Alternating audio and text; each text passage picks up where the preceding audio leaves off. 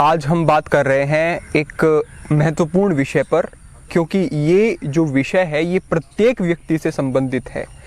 आज के समय में कोई एक व्यक्ति भी मुझे दिखाई नहीं देता है जो कि अपनी वृत्तियों का, व्यसनों का और आदतों का गुलाम नहीं है, और इस गुलामी के चलते वो उन्हीं चीज़ों को बार बार करता रहता है जो चीज़ें अंत में उसे दुख देती हैं, परेशानी देती हैं, मानसिक उद्विग्नता देती हैं। ऐसी चीज़ों में व्यक्ति फंस चुका है, उन्हें छोड़ना चाहता है लेकिन छोड़ नहीं पाता है। ये महत्वपूर्ण विषय है, क्योंकि इन सब चीज़ों से मुक्त हुए बिना, इन सब चीज़ों से छूटे बिना, इन सब चीज़ों पे नियंत्रण प्राप्त किए बिना आगे बढ़ना बहुत ज़्यादा मुश्किल हो जाएगा। और सबसे बड़ी बात क्या है कि हमारे विद्यार्थी, हमारे नवयुवक जो कि ब्रह्मचर्य में स्थित नहीं हो पाते हैं या फिर किसी नशे आदि की आदत में लिप्त हो गए हैं, समय का गलत तरीके से उपयोग करने के कारण अपनी योग्यताओं का ठीक से विकास नहीं कर पा रहे हैं। ऐसी बहुत सारी चीज़ें हैं जिन पर ध्यान देना ज़रूरी है। अब आदतें छूटती क्यों नहीं हैं, और आदतों को छोड़ने का और आदतों को ठीक करने का क्या माध्यम हो सकता है?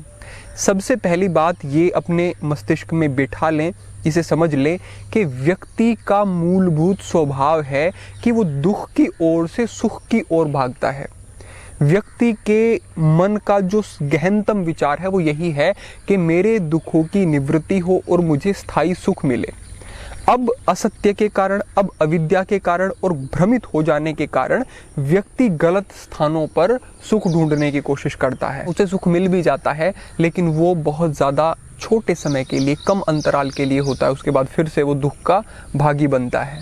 अब उसने किया तो था वो सुख प्राप्त करने के लिए, लेकिन उल्टा उसे दुख मिल गया क्योंकि वो गलत स्थान पर उसे खोजने में लग गए। तो इन सब चीज़ों से छूटने का जो मूलभूत आधार है वो यही आप समझ सकते हैं कि हमें सत्य से अवगत होना पड़ेगा। हमें उस सत्य को समझना होगा जो आपने अब से पहले अनुभव किया था। आप उसे अनुभव कर चुके हैं, मात्र बात इतनी है कि उसको ठीक समय पर अपने स्मृति पटल पर आप लेके आ पा रहे हैं या फिर नहीं। उदाहरण के तौर पर, यदि आप किसी भी भोग में लिप्त होते हैं तो कितनी समय तक आपको वो सुख देता है? अगर मैं कहूँ शारीरिक सुख जो हम प्राप्त करना चाहते हैं संभोग आदि के माध्यम से या फिर अपने ब्रह्मचर्य को नष्ट करके, चाहे उसमें स्त्री है, पुरुष है, लड़का है, लड़की है, सभी के लिए ये समान रूप से मैं बात कर रहा हूँ। तो अगर आप उस सुख की बात करते हैं जो कि आपको स्त्री संपर्क में या फिर मैथुन आदि से प्राप्त हुआ, कितनी देर का है? उस थोड़े से सुख के बाद क्या ग्लानि नहीं होती है? उस थोड़े से सुख के बाद क्या आपको बहुत ज़्यादा, मैं कहूँगा कि आपकी ऊर्जा का क्षय और आपके संस्कारों पर कुप्रभाव और आपके मन पर उसके कुप्रभाव आपको अनुभव नहीं होते हैं? होते हैं। और मुझे कितने सारे लोग संपर्क करते हैं, लेकिन फिर भी उस समय पर जब वो विचार आया, उस समय पर ठीक प्रकार से, उससे पूर्व जब उस प्रकार के विचार आए थे, आपने वो कार्य किया था और उसके बाद आपको कैसा अनुभव हुआ था वो आपने सही समय पर याद नहीं किया, वो आपके स्मृति पटल पर नहीं आया। इसीलिए फिर से आप उसी कार्य को कर रहे हैं, फिर से कर रहे हैं और फिर से उसी अनुभव को, जो अनुभव बिल्कुल अच्छा नहीं है, उसको बार बार आप किए जा रहे हैं। ये हमें थोड़ा सा साधना करनी पड़ेगी, साधना पड़ेगा अपने मस्तिष्क को कि हम सही समय पर सत्य को उद्घाटित कर सकें, समझ सकें, अपने स्मृति पटल पर ला सकें। अगर हम सही समय पर सत्य को ला पाते हैं और हम अनुभव कर लेते हैं कि हाँ, मैंने तो ये कितनी ही बार अब से पहले कर लिया, एक बार तो नहीं, कितनी 100 बार कर चुके हैं, लेकिन फिर भी कोई आज तक आपको अच्छा अनुभव नहीं कराया जिस चीज़ ने, तो अब क्या प्रमाणिकता है कि वो चीज़ आपको अच्छा अनुभव करवा सकती है? इस चीज़ को अगर थोड़ा सा समझ लोगे तो आपका मन कहीं ना कहीं सदना शुरू हो जाएगा। मैं ये भी नहीं कहूँगा कि 100% सज जाएगा, लेकिन फिर भी प्रभाव ज़रूर पड़ता है। और ये आदतें ऐसी हैं मेरे प्रिय बंधुओं के, ये जितनी ज़्यादा समय तक आपके साथ बंधी रहेंगी उतनी ही इनकी जड़ें गहरी गहरी और गहरी होती चली जाए। जैसे कि आपके खेत में कोई ऐसा वृक्ष उगने लगता है जिसकी आपको आवश्यकता नहीं है, जब तक वो छोटा है तब तक उसको उखाड़ करके कहीं और लगाया जा सकता है। थोड़ा और बड़ा हुआ तो थोड़ी कठिनाई हो जाएगी, थोड़ा और विकसित हो गया तो फिर शायद कई व्यक्तियों का काम हो जाए, अकेले व्यक्ति का कार्य ना रहे, और पूरा वो विकसित हो गया तो फिर बड़ा मुश्किल हो जाएगा उसे वहाँ से निकालना, हटाना। उसकी जड़ें पहुँच चुकी हैं, फिर बड़ा परिश्रम लगेगा। तो आदतें भी ऐसे ही हैं, इनको समाप्त तो किया जा सकता है, ऐसी तो कभी भी कोई स्थिति नहीं होती है कि आदतों को छोड़ा नहीं जा सकता। लेकिन अवस्था क्या है? अभी आपकी उम्र है 18 साल, अभी आपकी उम्र है 15 साल, इतने कितने नवयुवक हैं मेरे, तो उनकी आदतें अभी उतनी जड़ों तक नहीं गई हैं, जड़ें बहुत विकसित नहीं हुई हैं, उखाड़ा जा सकता है। जिनकी आयु है 20-25 साल उनको ज़्यादा बल लगेगा, जिनकी आयु है 30 से भी अधिक उनको और ज़्यादा बल लगेगा, उनको कहीं ना कहीं किसी मार्गदर्शक की आवश्यकता है। जितना यथाशक्ति है हम कार्य कर रहे हैं, अन्य महापुरुष कार्य कर रहे हैं। तो इस तरीके से समझें कि कई बार हम खुद से भी कर सकते हैं और कई बार हमें आलंबन की जरूरत होती है। जैसे एक बड़ा वृक्ष हो गया तो फिर कई व्यक्तियों की आवश्यकता हो रही है उसको वहां से पूरी तरह से हटाने में।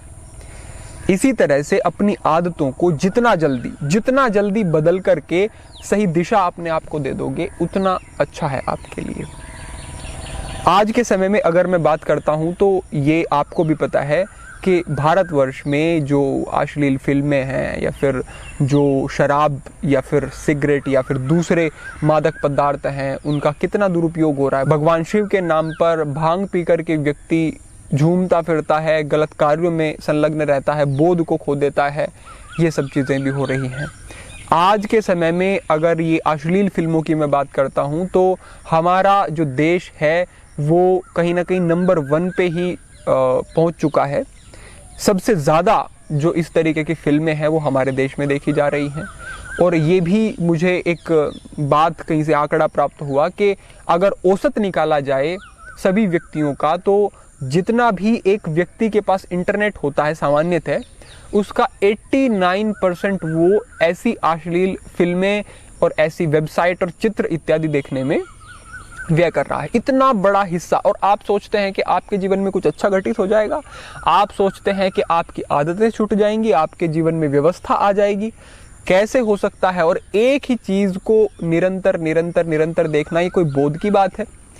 एक बच्चे को भी आप एक बार कोई फिल्म दिखा देंगे तो वो 2 बार देखने के लिए उसे राजी नहीं होगा, 3 बार तो बिल्कुल नहीं देखेगा, 5-10 बार तो बिल्कुल नहीं देखेगा। लेकिन वही चीज जब व्यक्ति बार बार रोज देखे जा रहा है, उसमें थोड़ा बहुत कुछ फेरबदल है, कोई विशेष अंतर नहीं, तो वो विक्षिप्तता की स्थिति लेकर के आती है। और मैंने पहले भी डोपामिन के ऊपर एक वीडियो बनाई थी जो कि हमारे हार्मोन मस्तिष्क में रिलीज होता है, कैसे वो इफेक्ट करता है, कैसे ये अश्लील फिल्में इत्यादि देख करके हम अपने मस्तिष्क को बहुत गहनतम स्तरों पर प्रभावित करते हैं और हमारी योग्यताएं, क्षमताएं, आत्मविश्वास सब कुछ गिरता जाता है, हमारे जीवन से आनंद सुख समाप्त होता जाता है।